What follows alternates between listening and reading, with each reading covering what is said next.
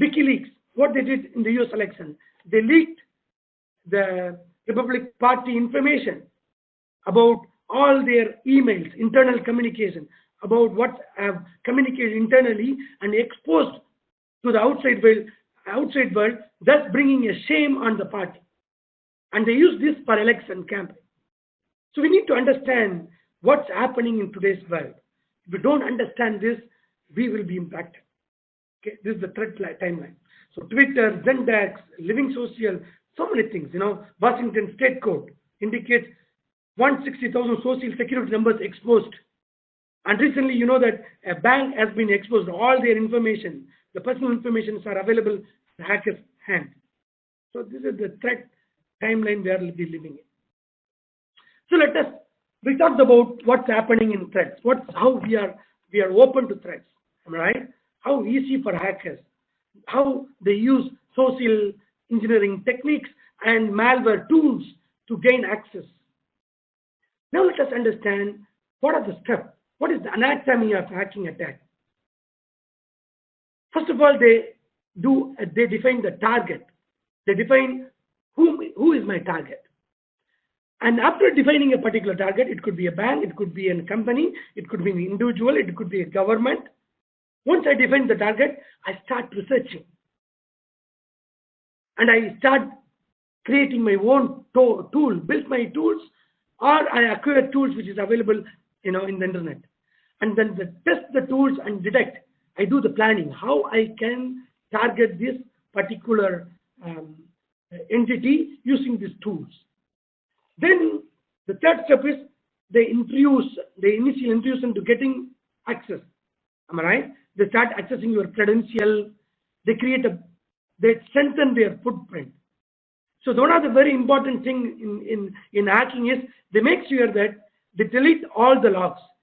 When the hacking is finished, they will erase all the footprints. So if somebody is coming as a forensic, they will not be able to know the IP address, the name, where from they came. So that is very important in hacking. Okay? They make sure that they strengthen their footprint. And then once they are getting in, they want to get out. They will start getting information from your network, from your PC, from your laptop, from your mobile. They will take this out. This is all part of the anatomy of the hacking attack. So advanced threats.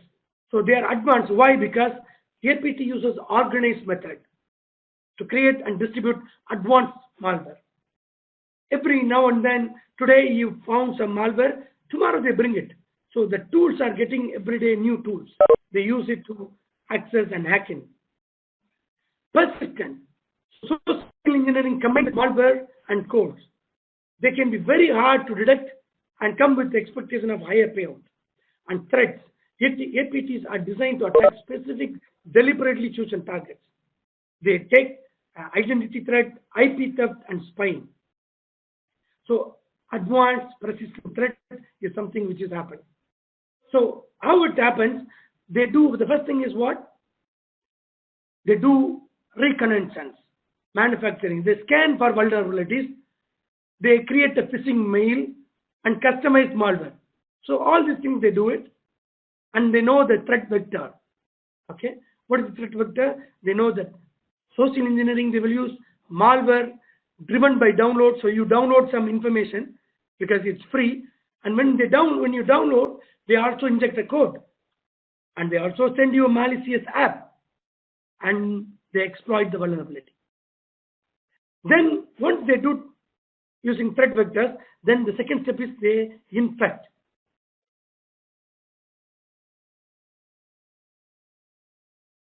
What they do? They infect. The infection happen, they have a targeted PC or laptop. Once you have this laptop with the infection, it is very easy to spread to the servers and other part of the network. Okay, they can use this machine to spread everywhere. The third one is communication. They hide, they spread, they use morphing techniques. They dial home, they update, they recruit agents, they gather targeted data. Then extraction. They will try to extract the information from your network, from your PC, from your network, from outside. as a package. Even they will evade all your firewall because they will even encrypt the data. So if it is encrypted, you don't know what's there inside. So they can bring it. And they use the command and control to do all these activities. So this is the advanced threat life cycle.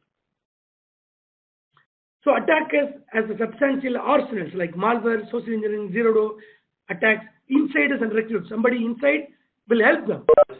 Forged and fake certificates.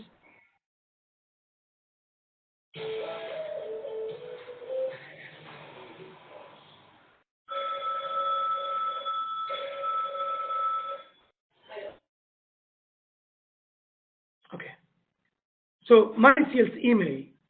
Let us see how advanced attacker skill chain works. A malicious email, the spam comes, you click on the malicious link, you think it's legitimate, you click on it. So what happens? It takes you to a particular website, a malicious website. So they started with the mail, and you as a normal user, you click on the email, and in the email it has got a malicious link. So it takes you to the website.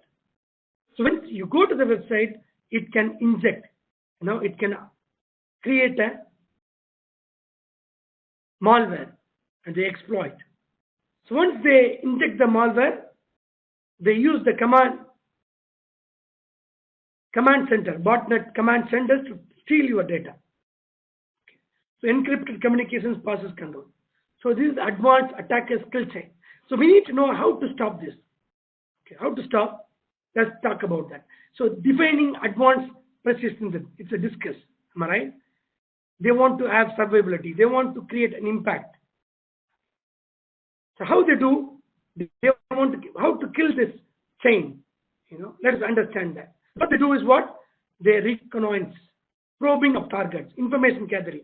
They will come to understand how weak your network, what application is running.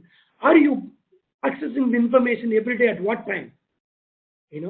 So all this information they probe. The second is phishing emails. They get infiltrate into the network, PC, mobiles. How they do it? They use phishing emails, malicious classes, malicious websites that attack flaws in browsers. So the second step, they get into it. They break into it, your networks. You can see here. The first one is they probe. The second one is infiltration. Third one is they create a malware action. They create a package. You think that, okay, it's good application. It's a good code. So people download that particular package, but you do not know it is a malware. And once they create a malware, they bypass all your firewall, VPNs, IPS, delivery of stolen, compromised data. From inside your network, from your PC, all the way they will take information to a command and control center. Exfiltration, then future exploitation. Once they have the information, then the command and control center, they can know that you are a victim of a particular attack. Use that particular PC to spread the worms and malwares across the organization. So they share files, attack and use on file shares, cloud-based application, database, expect lateral moves within the network to expand reach as well as destruction. So they may reach at the end of the day your server, which has got important information. So future exploitation. Even if you have Cryptolocker, CryptoWall, what happened to the ransomware? Attempts to extort money out of the infected users. So they infect your PC or server or a particular application. So when you want to unlock, they ask for a money. Right? This is what happened with ransomware. So I'm giving some example of FortiGuard or any other applications, how they understand zero-day. So what happened in a specific attack? They had detected the botnet, suspicious activity. They had web application signature, which is detected, and they know that there is a time bomb attack, which is spreading. So they stopped using malware mitigation, antivirus they used, and finally analyzed the block and mitigated the botnet flow. So it's not with just a firewall or IPS or antivirus or malware, but you need to have all these components in your network if you want to successfully stop a specific attack.